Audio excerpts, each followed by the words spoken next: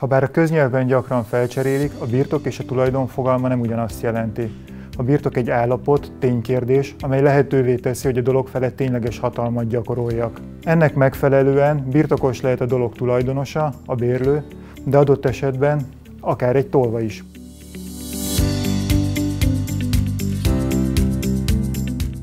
Az életben gyakran előfordul, hogy a birtokomtól jogosulatlanul megfosztanak, vagy a birtoklásban korlátoznak, így a dolog feletti hatalmat nem, vagy csak korlátozottan tudom gyakorolni. Ilyen eset lehet például, ha más miatt nem tudom a dolgot használni, vagy a birtokháborítást egyéb külső tényező, valamilyen hang vagy zajhatás okozza. De mit tehetek ebben az esetben? A birtokos egy éven belül kérheti a jegyzőtől az eredeti birtokállapot helyreállítását, vagy a zavarás megszüntetését. A jegyző eljárásának célja, hogy a vitás kérdést a fennálló birtokhelyzet alapján rövid időn belül eldöntse.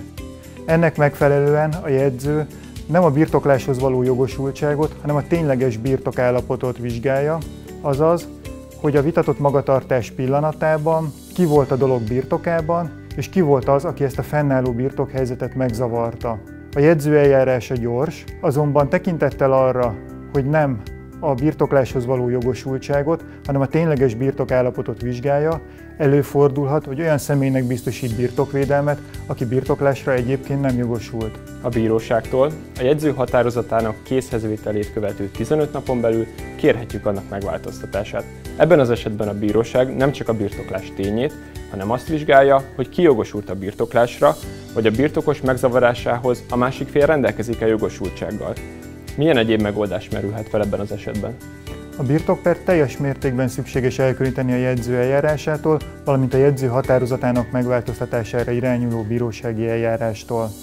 A birtokper az általános polgári peres szabályok szerint lefolytatandó per, amely függetlenül a jegyző eljárásától igénybe vehető.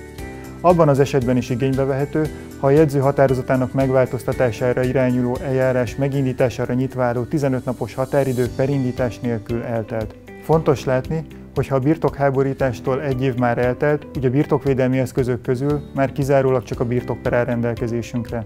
A birtokper során pedig a bíróság kizárólag az alapján dönt, hogy melyik fél rendelkezik erősebb jogcímmel a birtokláshoz.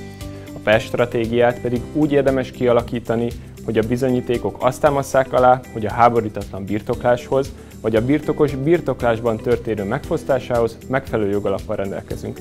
Arra is érdemes figyelemmel lenni, hogy a bíróság vélelmet állít fel a békés birtoklásban megzavart fél jogosultsága tekintetében. Ez annyit jelent, hogy a birtoklásban megzavaró, a birtoktól megfosztó félre hárul a bizonyítási teher a zavarás megfosztás jogosságának kérdésében.